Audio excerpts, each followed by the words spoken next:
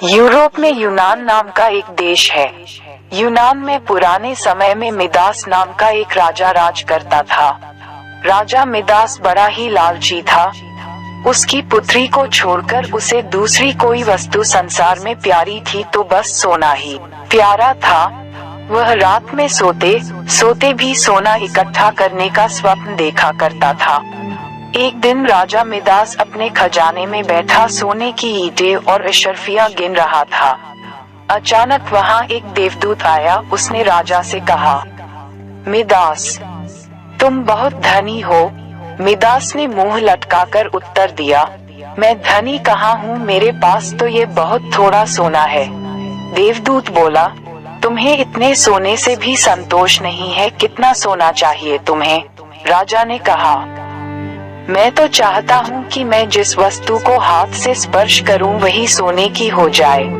देवदूत हंसा और बोला, अच्छी बात है।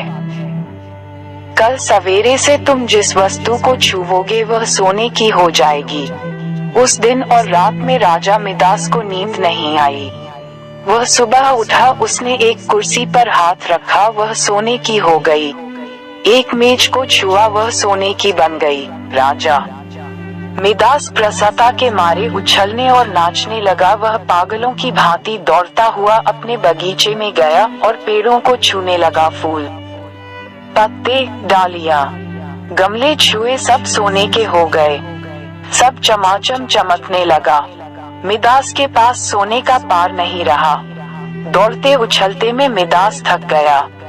उसे अभी तक ये पता ही नहीं लगा था कि उसके कपड़े भी सोने के होकर बहुत भारी हो गए हैं। वह प्यासा था और भूख भी उसे लगी थी। बगीचे से अपने राजमहल लौटकर एक सोने की कुर्सी पर बैठ गया। एक नौकर ने उसके आगे भोजन और पानी लाकर रख दिया, लेकिन जैसे ही मिदास ने भोजन को हाथ लगाया वह भोजन सोने का बन गया। उसने पानी पीने के लिए गिलास उठाया तो गिलास और पानी सोना हो गया। मिदास के सामने सोने की रोटियां, सोने के चावल, सोने के आलू आदि रखे थे। वह भूखा था, प्यासा था, सोना चबाकर उसकी भूख नहीं मिट सकती थी। मिदास रो पड़ा। उसी समय उसकी पुत्री खेलते हुए वहां आई। अपने पिता को रोते हुए देखकर पिता की गोद में चढ़कर उसके आंसू पहुंचने लगी।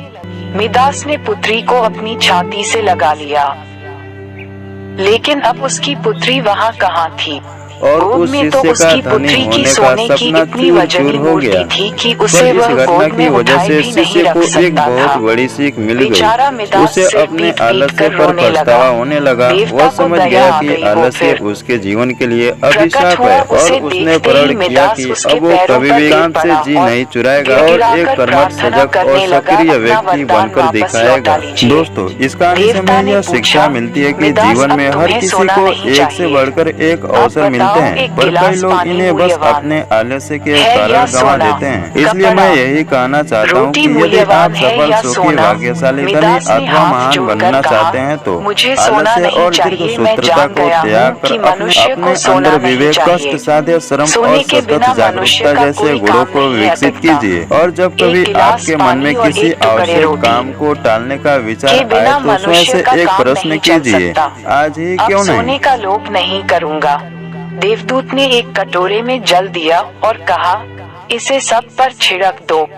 मिदास ने वह जल अपनी मेज पर, कुर्सी पर, भोजन पर, पानी पर और बगीचे के पेड़ों पर छिड़क दिया।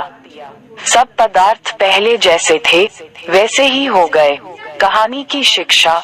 दोस्तों, इस कहानी से हमें ये शिक्षा मिलती है कि मनुष्य चाहे कितना भी अमीर और कितना भी गरीब हो, उसे कभी भी लालच नहीं करना चाहिए। अत्यधिक लालच करने से उसके पास जो होता है वह उसे भी गंवा देता है।